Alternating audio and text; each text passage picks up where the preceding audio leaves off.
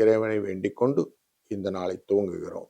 21/2/2026 சனிக்கிழமையான இன்று விஸ்வவாச வருடத்திலே மாசி மாதம் 9ஆம் நாள், வளர்பிறையில் சதுர்த்தி என்கிற 4ஆம் நாள். சாயங்காலம் 2 மணி 12 நிமிஷம் வரைக்கும் இருக்கும்.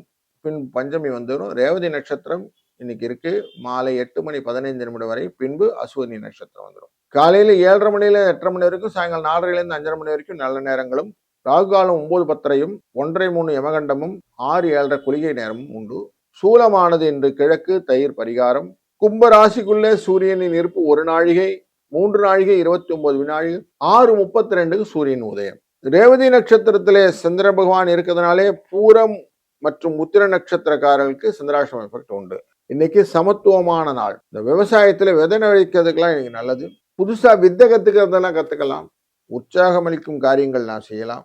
புதுசா ஆடை ஆபரணங்கள்லாம் வாங்கியிருந்தா போட்டு பார்க்கலாம். சதுர்த்தி என்கிற இந்த நாள் இன்னைக்கு வரப்பிரசாதம். கடனை அடைப்பதற்கு மங்களகரமான காரியங்கள் செய்தால் கெடும். இந்த மாதிரி கடனை போன்ற விஷயங்கள் எல்லாம் செய்து கடன் அடைத்தீங்கன்னா கடனும் கெடும். இன்னைக்கு கோச்சாரத்தின்படி சூரியன் புதன் சுக்கிரன் ராகு என்கிற 4 பேரும் சேர்ந்து அமர்ந்து கும்பராசியிலும், சனி சந்திர பகவான் அமர்ந்திருப்பது மீனராசியிலும், மிதுன ராசியிலே குரு வக்கரமாக அமைவதும், கேது சிம்மராசியிலும், செவ்வாய் உச்சமாக அமரக்கூடிய மகர ராசியும் இந்த ராசி அமைகிறது.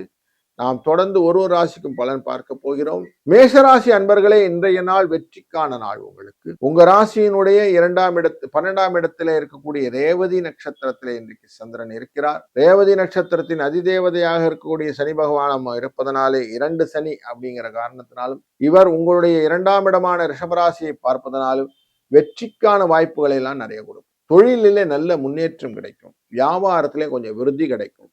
சதுர்த்தி அப்படிங்கிற காரணத்தினாலே இன்றைக்கு கடனை கொஞ்சமான தீர்த்துக்கிடுங்க. எவ்வளவு தூரம் கடன் அடைக்கணும்னு முயற்சி செய்கிறீர்களோ அவ்வளவு கடன் அடையும். சாயங்கால வேலையில கொஞ்சம் அருகம்புல் எடுத்துட்டு போய் சுவாமிக்கு பிள்ளையாருக்கு கொடுத்துட்டு வாங்க.